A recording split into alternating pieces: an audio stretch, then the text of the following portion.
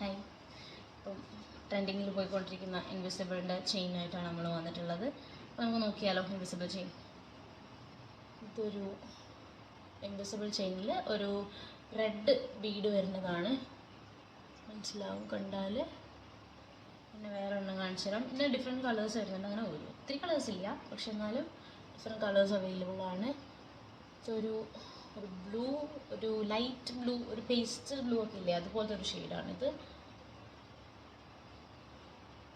ഇതും without earrings ആണ്, വിത്ത് earrings അല്ല ഉള്ളത്, വിതൗട്ട് ഇയറിങ്സ് ആണ്. ഇനി അടുത്ത് നമുക്ക് എല്ലാവരുടെയും പേഴ്സണൽ ഫേവറേറ്റ് പച്ച.